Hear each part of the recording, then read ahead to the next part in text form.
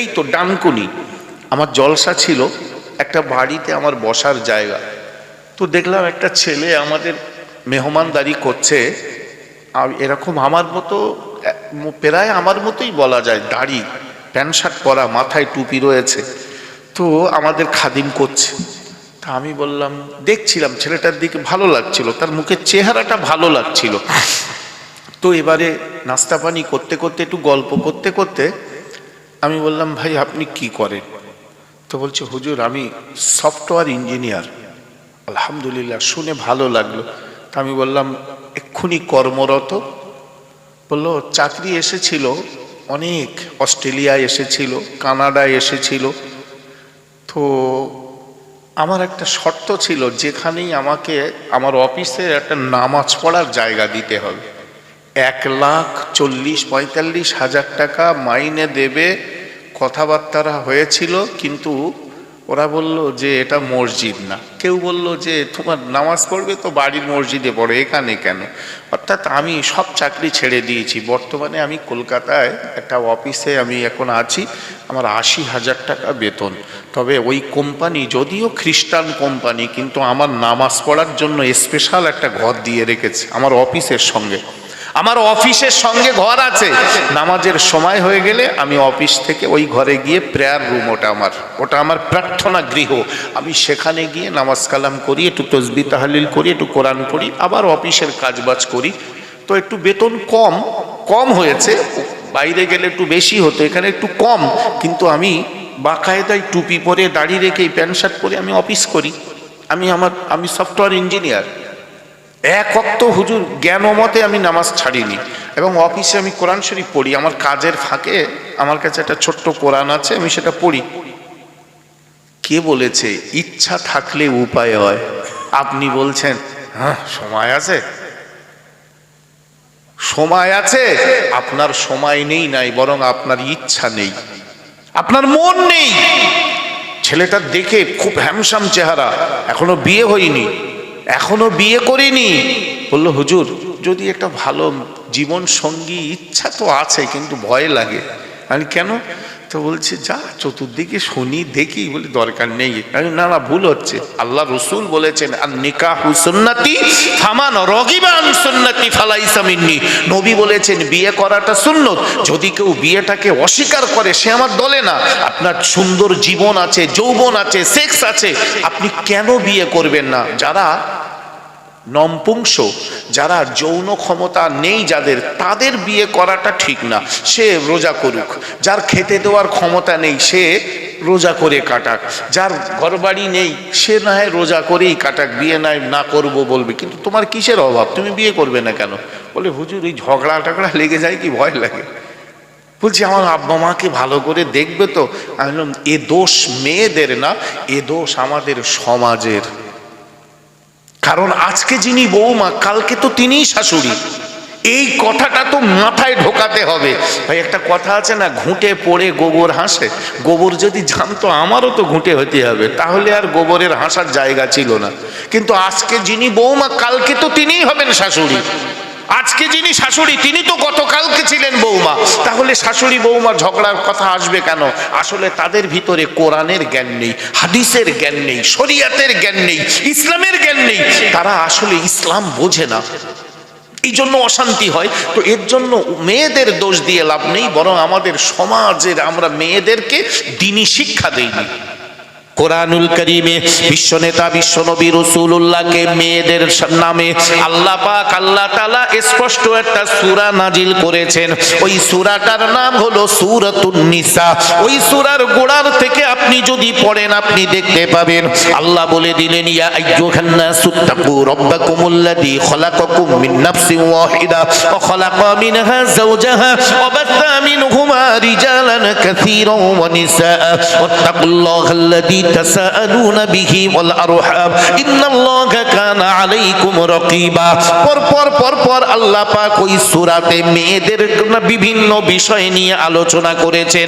প্রথমেই আল্লাহ বললেন ভয় করো সেই আল্লাহর, ইয়া আইয়ুহান নাস, হে মানুষ সকল ভয় করো ওই আল্লাহর, ইত্তাকু রাব্বাকুমুল্লাযী, ওই রব ওই প্রভুকে তুমি ভয় করো, খলাকাকুম মিন নাফসিন ওয়াহিদা, যিনি একটা মাত্র আত্মা থেকে মানুষ তৈরি করেছে, ও খলাকা মিনহা যাওজাহা, ওই আদমের বাম পাঁজরের হাড় থেকে বিবি হাওয়াকে বানিয়েছে, অবাসা মিনহুমা রিজালান কাসীরান ওয়া নিসা, আর তাদের উভয়ের মিলনের ভিতর দিয়ে অনেক ছেলে অনেক মেয়ে যে আল্লাহ পৃথিবীতে বিস্তার করেছে। ভয় করো, ইত্তাকু রাব্বাকুমুল্লাযী, ওই আল্লাহকে। শুরু হয়েছে কোরআন ওই সূরাতুন নিসা। নিসাউন মানে মেয়েদের, ভাই মেয়েদেরকে আল্লাহ পাক এখানে ওয়াজ করেছেন, মেয়েদেরকে ওয়াজ করেছেন। একটা মহিলার কেমন হবে, কি কোন মহিলাদের বিয়ে করতে হবে, পরপর আল্লাহ পাক আল্লাহ তাআলা বললেন তবে শুনে রেখে দাও ও পুরুষেরা, ও নারী আর পুরুষ তোমাদের উভয়কে আমি আল্লাহ সৃষ্টি করেছি। আমি তোমাদের দুজনের শরীরের গঠন করেছি আলাদা, নারীর গঠন আলাদা আর পুরুষের গঠন করেছি আলাদা। একে অপরের ভিতরে আমি একটা আকর্ষণ রেখে দিয়েছি। এই আকর্ষণের মধ্য দিয়ে তোমাদের পৃথিবীতে ভালোবাসা তৈরি হয়, মহাব্বত প্রেম তৈরি হয়।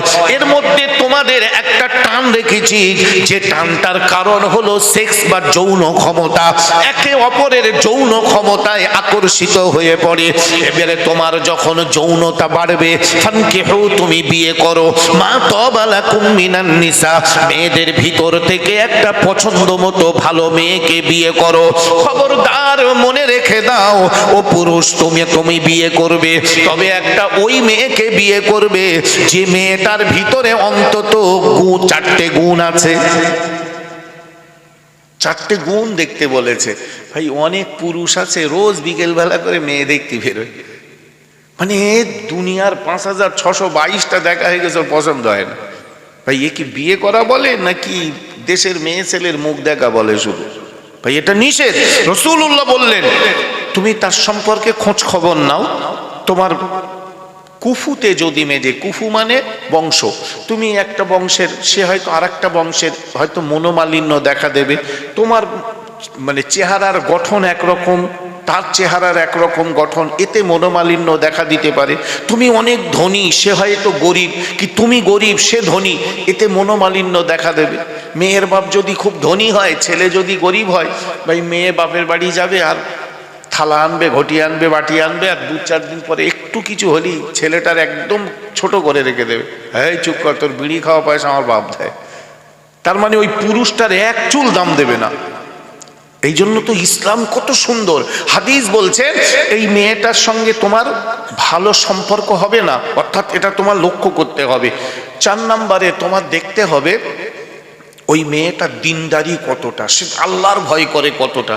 ভাই দেখতে যাব বললে তো সে তো পুরো একদম ঢেকে ঢুকে প্রস্তুত হয়ে থাকবে। এগুলো খোঁজ খবর নাও। তারপরে 2-3টের বেশি নয়, এর মধ্যে তোমাকে একটা সিলেক্ট করতে হবে। সিলেক্ট করতে হবে, এটা শরিয়াতি বিধান। এর মধ্যে তোমাকে ঠিক করতে হবে ওই মেয়েটার দিনদারিটা কতটা, সে কতটা আল্লাহর ভয় করে। আমার এই এত বড় দাড়ি, সে হয়তো বলবে হ্যাঁ তো সব জঙ্গল ফঙ্গল সরাও। তাহলে তুমি ওই মেয়েটার বিয়ে করতে যাচ্ছ কেন? তুমি এমন একটা মেয়েকে বিয়ে করো যে তোমার এই সুন্দর চেহারাটাকে ভালোবাসবে, তার মধ্যে আল্লাহ ভীতি থাকবে। আম গাছের ছাল জাম গাছে জুড়ে দে, ঝগড়া হচ্ছে হুজুর তাবিজ দাও, এটা তো ইসলাম বলিনি। এই জন্য তো কোরআন পড়তে হবে আপনাকে। আপনি কোন মেয়েটা বিয়ে করতে যাচ্ছেন?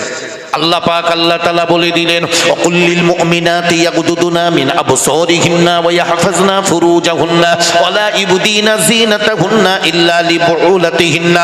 পরপর 18 পারার সূরা নূরের 2য় পৃষ্ঠা আমার আল্লাহ বলে দিলেন ওই নারী সুন্দর, ওই নারী ভালো কোন নারী? যে নারীগুলো তাদের চক্ষুটাকে নিম্নগামী করে রাখে, যে নারী তার শরীরটাকে পরপুরুষ থেকে সে আবৃত করে রেখে দেয়, সে এমন করে নিজেকে এমন করে সর্ব অবস্থায় সংযত করে রেখে দেয়। সে পোশাক পরে, একটা শালীনতা পোশাক পরে, তার শরীরের দেহর অঙ্গগুলো সে পরপুরুষের কাছে বিকশিত করে না। কারণ কোরআন বলছে ওয়াকরনা ফি বুয়ুতিকুন্না লা তাবাররুজনা তাবাররুজাল জাহিলিয়াতিল উলা। কোরআন শরীফের 22 পারার একদম প্রথম পৃষ্ঠাতে আল্লাহ বলে দিলেন ওয়াকরনা ফি বুয়ুতিকুন্না ওয়ালা তাবাররুজনা তাবাররুজাল জাহিলিয়াতিল উলা।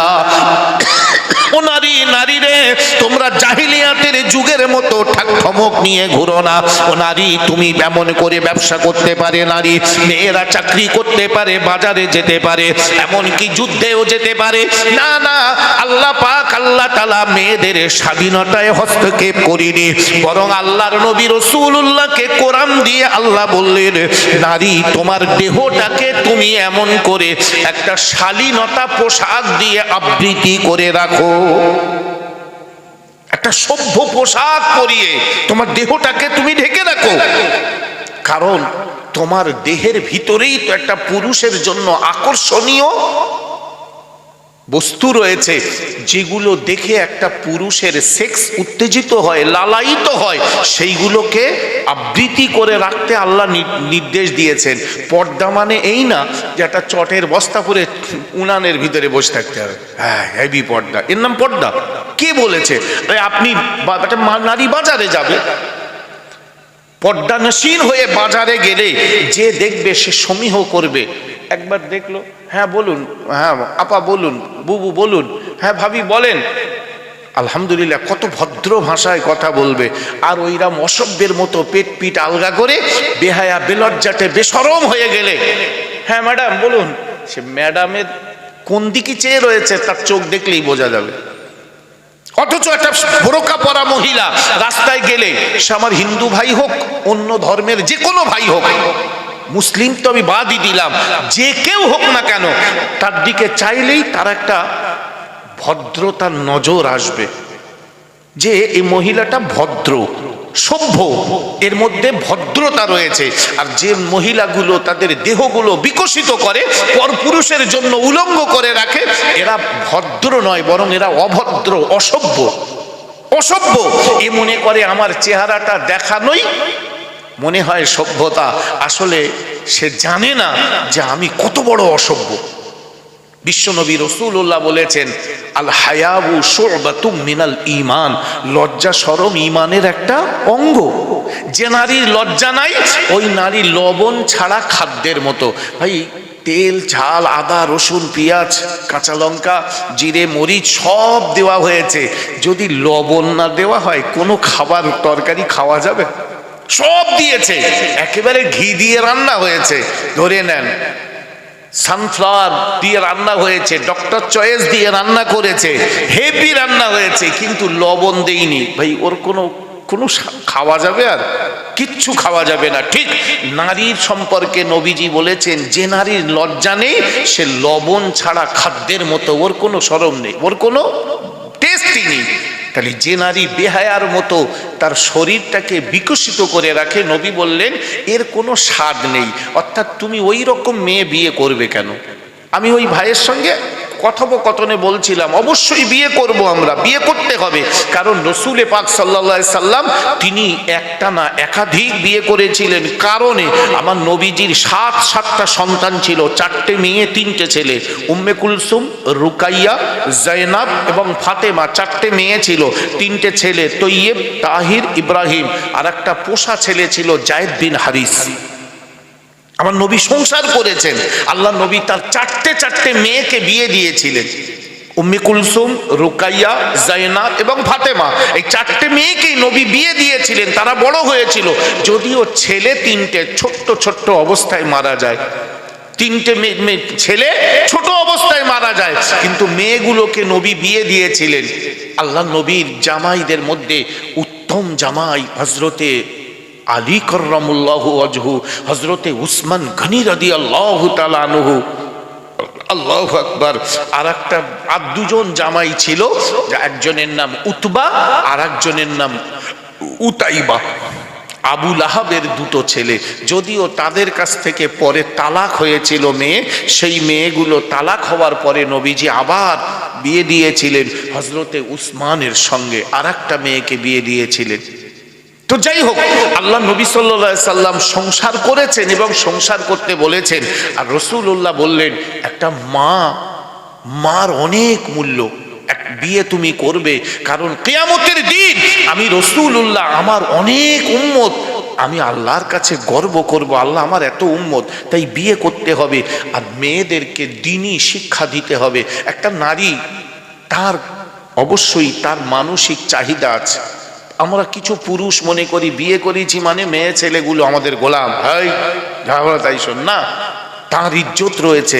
একটা স্বামী স্ত্রীর সম্পর্ক কেমন হওয়া উচিত কোরআন শিক্ষা দিয়েছে।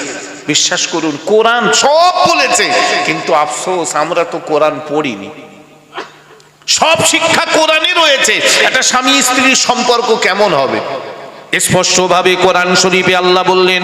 নবীজি সাল্লাল্লাহু আলাইহি ওয়াসাল্লামের স্ত্রী আম্মা জান আয়েশা সিদ্দিকা রাদিয়াল্লাহু তাআলা আনহার কাছে এমন করে কিছু মহিলা এলেন, তাদের শরীরে প্রতি মাসে এমন করে নাপাক হয়ে যায়, শরীর অপবিত্র হয়ে যায়। 5 দিন 7 দিন 9 দিন যার যেমন অভ্যাস শরীর নাপাক থাকে। বিশ্ব নবী রাসূলুল্লাহর কাছে এসে আম্মা জান আয়েশার কাছে এই গোপন কথাটা শোনালেন। আম্মা জান আয়েশা বিশ্ব নবীকে বললেন, আল্লাহর নবীর কাছে কোরআনের আয়াত এসে গেল, ইয়াসআলুনাকা আনিল মাহিদ কুল হুয়া আযা ফাতাজিলুন নিসা ফিল মাহিদ ওয়ালা তাকরাবুহুন্না হাত্তা ইয়াতহুরনা ফাইদা তাতাহহারুনা ফাতুহুন্না মিন হাইসু আমারাকুমুল্লাহ ইন্নাল্লাহা ইউহিব্বুত তাওয়াবিনা ওয়া ইউহিব্বুল মুতাতাহহিরিন। আমার আল্লাহ পাক বলে দিলেন, হে নবী, তোমার কাছে মেয়েরা জানতে চাচ্ছে তাদের হায়েজের ব্যাপারে। ইয়াসআলুনাকা আনিল মাহিদ, তাদের যখন শরীর নাপাক হয়ে যায়, অপবিত্র হয়ে যায়, কারো 3 দিন, কারো 5 দিন, কারো 7 দিন, যার যে কদিন অভ্যাস রয়েছে, এই নাপাক যখন হয়ে যায় এই ব্যাপারে জানতে চেয়েছে। হে নবী, তুমি বলে দাও কুল হুয়া আযা, এটা একটা রোগ। ফাতাজিলুন নিসা ফিল মাহিদ ওয়ালা তাকরাবুহুন্না হাত্তা ইয়াতহুরনা। ওই সময় তার স্বামীদেরকে বলা হয়েছে, তোমরা মিলনে যেও না, সহবাসে যেও না, তোমরা একটু এমন করে সহবাস থেকে, মিলন থেকে দূরে থাকো। ফাইদা তাতাহহারুনা ফাতুহুন্না মিন হাইসু আমারাকুমুল্লাহ, সে যখন রক্ত থেকে মুক্ত হবে, সে যখন ব্লাড থেকে পাক হবে, সে যখন আবার পবিত্র হয়ে যাবে, তোমরা আবার তার সঙ্গে মিলিত হতে পারো। ইন্নাল্লাহা ইউহিব্বুত তাওয়াবিন ওয়া ইউহিব্বুল মুতাতাহহিরিন। আমার আল্লাহ বলে দিলেন, আমি তওবাকারী আর পাক পবিত্রতাকে আমি আল্লাহ বড্ড ভালোবাসি। জোরে বলি সুবহানাল্লাহ। আপনার স্ত্রীর সঙ্গে আপনি কেমন ভাবে চলবেন আল্লাহ শিখিয়ে দিয়েছে। তাদের যখন শরীরে, প্রত্যেকটা নারীর প্রাপ্তবয়স্ক হয়ে গেলে এ রোগ আসবে, তাই ওই সময় তাদের প্রচন্ড পেটের যন্ত্রণা হয়, হাত পা কামড়ায়, নানান রকম, এটা একটা রোগ। তো আল্লাহ বললেন কুল হুয়া আযা, এটা একটা রোগ। এ কেন হয়, এ আবার অনেক লম্বা ব্যাখ্যা, সব কথা এরকম খোলা ময়দানে বলা যায় না। তো এর কেন হয়, এর কারণ আছে, সব কোরআনের তাফসীরে বলা আছে। আসলে আমরা তো কোরআন পড়িনি।